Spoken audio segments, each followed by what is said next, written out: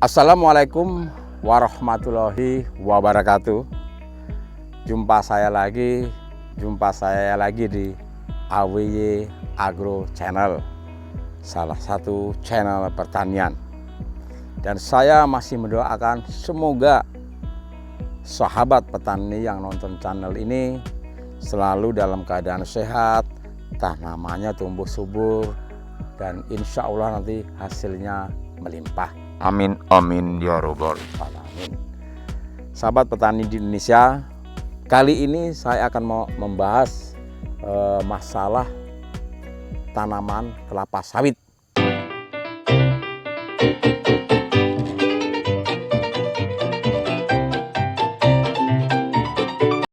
Saya beri tema pada kali ini, tanah yang sehat berasal dari pekebun hebat. Mantap, ini tanah sehat berasal dari pekebun hebat. Kenapa? Seorang pekebun hebat itu dalam menanam sawit harus melihat beberapa faktor-faktor tertentu. Nah, jadi kalau kita seorang pekebun, tentunya harus punya kebun yang itu. Kalau nggak punya kebun, ya nggak bisa nanam sawit. Nah, kita mulai dari yang pertama, dari pekebun hebat itu seperti apa? Pekebun hebat yang ada mempunyai lahan pertanian yang legalitasnya ada. Kalau kita sudah mempunyai lahan, nah, tentu kita harus memilih lahan kita itu yang paling penting itu lahan kita legalitasnya ada. Kemudian kalau dekat sungai itu harus kira-kira 100 atau 200 meter dari pinggir sungai. Nah, itu dia yang paling penting. Setelah kita dapatkan lahan, otomatis kita harus membuka lahan kita, kan itu, buka. Jadi seorang petani hebat yang paling penting kedua adalah membuka lahan tidak dengan cara dibakar. Nah, ini dia. Kenapa harus tidak boleh dibakar? Karena memang kalau lahan kita dibakar, otomatis api dari pembakaran itu akan masuk di tanah, kemudian akan mematikan beberapa bakteri penting yang dibutuhkan tanaman kelapa sawit di tanah. Nah, itu. Yang kedua, asapnya itu loh. Asapnya membuat polusi di sekitar kita. Bahkan polusi ini bisa menyebabkan beberapa penyakit asma atau sistem pernapasan akut, kan itu. Jadi asap daripada kita bakar itu juga merusak lingkungan, juga mengganggu beberapa masyarakat sekitar kita. Jadi buka lahan itu jangan dibakar, boleh kita babat atau menggunakan alat di staking istilahnya. Itu. Yang ketiga, setelah kita dapat lahan, kemudian lahan kita buka, tentu kita harus memilih bibit. Nah, ini dia. Sekarang ini zaman banyak sekali bibit-bibit unggul.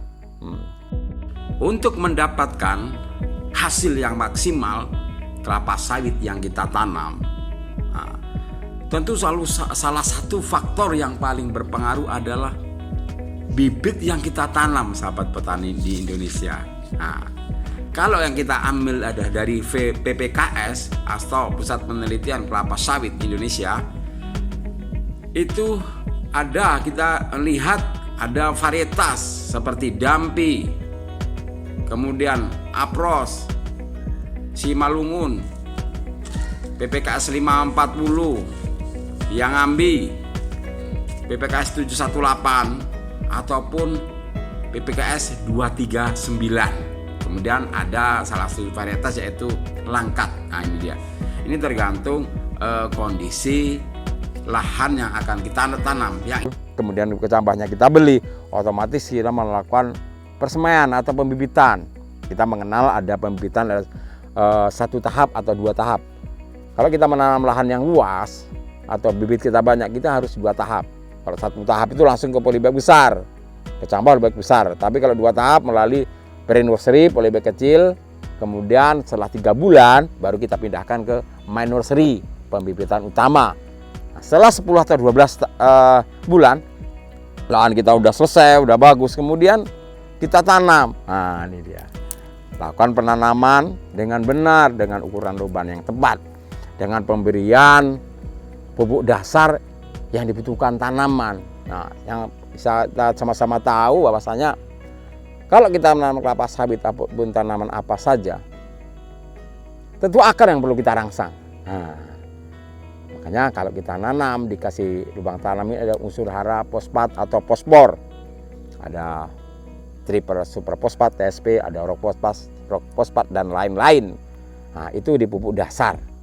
Gunanya apa? Untuk merangsang pertumbuhan akar, supaya kalau kita pupuknya cukup, akar ini akan cepat tumbuh, akan merambat ke tanah-tanah, jadi gampang mencari dia makanan, jadi bermakanan. Setelah kita tanam, tentu kita melakukan beberapa perawatan dari 3 tahun. Atau bahkan kalau sekarang ini ya, pengalaman saya yang saya tanam itu 2 tahun itu sudah berbuah. Nah, dia. Kalau kita menggunakan perawatan yang maksimal, lahan bersih, kemudian pemberian hara yang seimbang, kan itu. Nah, itu dia. Kemudian kita lanjutkan proses, kemudian nanti setelah panen tentu kita harus memerlukan beberapa faktor. Kalau lahan kita sudah selesai, udah seperti inilah. Jadi kita panen, jadi memerlukan dari perawatan. Nah, kalau udah TM itu perawatan apa? Yang paling penting adalah dimulai dari pembersihan lahan. Yang penting adalah pertama pembukaan piringan, kita lihat seperti ini. Nah, jadi piringan harus bersih. Nah, piringan harus bersih. Kenapa piringan harus bersih? Ini tujuannya itu adalah yang pertama itu supaya kalau kita melakukan pemupukan, hara yang kita berikan itu tidak terjadi kompetisi atau perebutan hara antara gulma dengan tanaman utama kita. Nah, harus bersih. Kemudian nanti grondolan jatuh itu gampang melihatnya. Jadi pamanen pun senang, kan itu, tidak ngomel. Nah, itu. Kalau kita punya lahan dipanen tetangga, kalau semak, aduh kasihan juga, kan itu. Yang kedua adalah berian dari pruning. Kita pengenal adalah ada songgo 3, songgo 2, songgo 1. Tidak saya jelaskan di sini ya. Nah, jadi memerlukan pruning. Pruning diperlukan untuk melihat kecubukan di daun tanaman kita. Keempat, yang perlu kita perhatikan dari pasar pikul jelas, piringan. Kemudian yang paling penting adalah kita melakukan daripada pemupukan tanaman. Sebelum memupukan tanaman kita harus mengenal istilahnya itu pH tanah. Aduh. pH tanah itu adalah tingkat keasaman tanah. Jadi sahabat petani di Indonesia atau planter penanam kelapa sawit, kenapa? Sebelum kita melakukan pemupukan minimal setahun sekali kita harus mengetahui pH tanah kita berapa. Nah, pH tanah itu ada potensial of hidrogen atau tingkat keasaman tanah. Jadi pH itu ada 1 sampai 14. 7 itu adalah pH netral, 7 ke atas itu pH alkalin, basa, kemudian pH yang 7 ke bawah 6, 5, 4, 3, 2, 1 itu adalah pH asam. Jadi paling bagus tuh pH tanaman kelapa sawit sebetulnya ada 5,5 sampai 7. Paling bagus 6 lah kalau bisa. Kenapa? Sebelum kita melakukan pemupukan kita harus mengecek pH tanah. Itu ada alat namanya pH tester. Nah, tujuan dari pengecekan pH tanah kita adalah untuk mengetahui tingkat keasaman tanah kita ini berapa, sahabat petani Indonesia. Jadi kalau kita udah tahu keasaman tanah kita berapa, kita akan melihat nanti apa yang kita lakukan setelah kita melakukan ngecek pH tanah itu. Kenapa? Betapa pentingnya pH tanah ini untuk kebun kita. Ya saya bilang tadi judulnya tanah yang sehat berasal dari pekebun hebat, kan itu. Karena kita mengolah tanaman sawit dari TM1 sampai beberapa TM 10 atau TM 15 atau TM 2 dan selanjutnya. Kita sudah menggunakan pupuk kimia itu bermacam-macam pupuk kimia. Kemudian kita lakukan penyemprotan dengan herbisida. Apakah itu merusak tanah? Bisa merusak tanah, apalagi amonium nitrogen. Jadi tanah kita akan rusak. Nah, yang merusak tanah bukan orang kita sendiri. Jadi kalau tanah kita rusak, pH tanah kita rendah. Pada saat itu apapun pupuknya, kita memberikan pupuk itu dalam jumlah banyak, 3 atau 5 kilo per batang tanaman sawit. Yang diserap tanaman itu unsur-unsur mikro lebih banyak.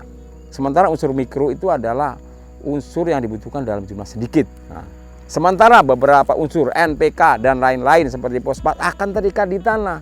Jadi kita pupuk 3 kilo, jangan-jangan yang dimakan tanaman hanya sekilo. Jadi mubazir. Nah, karena pH kita sangat asam, 4 ke bawah kan. Kecuali tanah gambut itu memang asam kan, beda perlakuan juga pada perlakuan pupuk di sana. Seperti kita sakit loh sahabat petani di Indonesia. Kita sakit demam, sakit gigi. Nah, kita hobinya makan rendang ataupun sate.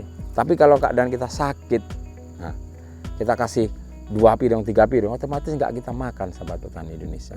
Kita hanya makan sesendok 2 sendok. Begitu juga tanah. Kalau tanah kita tidak sehat, kita berikan pupuk yang bagus, NPK Mutiara dan lain-lain. Tapi karena di pH tanah berpengaruh, kita kasih 3 kilo, mungkin hanya dimakan 1/4 kilo atau 1 kilo. Nah, karena kita tidak memperbaiki tanah kita. Jadi sebelum melakukan pemupukan, baiknya sahabat petani dia harus mengetahui pH tanah supaya apa yang kita berikan ke tanaman dengan dosis 3 atau 4 kilo itu diambil tanaman semua, tidak tertinggal di tanah, terikat. Itu dia. Itu mengapa kita harus salah satu faktor penting itu pH tanah. Kemudian sahabat petani di Indonesia, ada juga faktor yang paling penting untuk membuat tanah kita itu sehat, yaitu dengan penggunaan pupuk yang berimbang seperti slogan-slogan daripada pemerintah ataupun slogan-slogan daripada kebun-kebun lain. Pupuk yang berimbang. Jadi definisi pupuk berimbang itu bukan unsurnya misalkan 16-16, 15-15 atau 15 berapa gitulah. Tapi pupuk yang berimbang itu adalah pupuk yang dibutuhkan tanaman. Pas dosisnya. Nah, sebagai contoh, kalau pupuk yang untuk tanaman TBM, itu kita menggunakan formula yang seimbang. Karena di saat itulah tanaman membutuhkan NPK yang seimbang. Kenapa? Karena dia butuh akarnya butuh makan, batang butuh makan, daun butuh makan, dan pelepah butuh makan. Di saat ini makanan seimbang karena belum mengeluarkan TBS, tandan buah segar. Tapi kalau udah TM, pupuk yang berimbang bukan berarti unsurnya NPK itu sama, CAMG-nya sama. Tidak. Pupuk yang berimbang untuk tanaman kelapa sawit yang sudah TM adalah N itu dalam jumlah banyak, P dalam jumlah dikit, kalium dalam jumlah banyak, nah, kemudian Mg sedang, dan boron dalam jumlah sedikit. Nah, itu dia. Kalau tanaman sawit ya biasanya menggunakan nitrogen, fosfat, kalium, magnesium, sulfur, serta boron. Itu yang dibutuhkan tanaman sawit. Selain juga hal-hal lainnya seperti mikro ada boron tadi. Jadi yang berimbang adalah saat tanaman kecil kita seimbang, komposisi kita udah besar, tinggikan N dengan kaliumnya. Nah, itu. Tapi jangan lupa fosfat, harus pokoknya dalam kandungan itu fosfatnya lebih kecil daripada N dan kalium, sahabat petani Indonesia. Jadi pemupukan berimbang itu sangat penting. Itu malah kunci petani hebat. Nah, itu. Yang keempat adalah nanti setelah itu faktor penanganan hama juga penyakit. Jadi hati-hati sahabat petani Indonesia, lahan tidak harus terlalu bersih kayak lapangan bola semprot total, tapi harusnya ada rumput atau di gawangan hidup tumbuhkan rumputnya ataupun gulumannya yang sedikit supaya untuk lahannya tetap lembab. Itu. Yang juga faktor penting itu adalah pemberian bahan organik. Bahan organik banyak di pelepah-pelepah salah pH tanah. pH tanah sudah saya bahas tadi adalah kalau pH tanah kita ini rendah, apa solusinya sahabat petani di Indonesia? Solusinya adalah selain pemberian bahan organik, juga pemberian kapur atau dolomit sahabat petani Indonesia. Jadi sebelum kita melakukan pemupukan, kalau tanah kita itu pH-nya rendah, kita lakukan pemberian kapur atau dolomit, dosis boleh 3 atau 4 kilo per batang. Ya, kapur atau dolomit untuk meningkatkan pH tanah. Minimal dolomit itu sahabat petani Indonesia adalah cari dolomit yang mesnya di atas 80. Kalau bisa mesnya itu 80 sampai 100. Itu ada tingkat kehalusan kapur supaya dia meresap ke dalam tanah. Dan pemberian kapur kalau usahakan 3 minggu atau 4 minggu sebelum kita pemupukan. Jadi kita kapur dulu dolomit sekeliling. Habis itu 4 minggu, 3 atau 4 minggu baru kita lakukan pemupukan. Jadi setelah tanah ini bagus, pH-nya netral, mendekati netral, kita lakukan pemberian pemupukan. Nah, jadi pas kita kasih 4 kilo dimakan ya 3,5 atau 3,8 kilo kan itu. Itulah beberapa faktor yang sangat mendukung supaya nanti buah yang dihasilkan ini maksimal. Tentu kita pengennya tandan itu besar. Kemudian buahnya banyak, bobotnya lumayan, tonase dapat. Jadi ton per hektar per tahun kita dapat. Jadi kita udah sering mengenal produksi tanaman sawit ini adalah ton per hektar per tahun. Itu kita bukan bulanan, jadi ton per hektar per tahun. Jadi kemudian saat panen penting juga ini kalau sahabat petani di Indonesia. Kalau panen itu kalau bisa memendor 2 atau 3 sudah kita ambil ya. Dan juga kalau kita udah panen itu, kalau kebun hebat itu, jangan sampai kita sekelas overnight 1 malam 2 malam, nanti kadar asam lemak bebasnya akan naik. Jadi kalau kita panen pagi, siangnya kalau bisa ditimbang bawa ke pabrik, itu kita harapkan petani. Jadi bobotnya dapat, asam lemak FFA atau asam lemak bebasnya rendah. Itu. Oke sahabat petani di Indonesia. Jadi itulah kalau kita sebagai pekebun. Yang pertama tadi sudah dijelaskan, lahan legal, harus jauh dari tepian sungai, kemudian bibit unggul. Boleh pakai sumber benih PPKS, ada beberapa 2, 3, 9, 5, 40 yang ambil dan lain-lain. Kita bisa memilih sesuai dengan kondisi lahan kita. Yang penting adalah bibit unggul.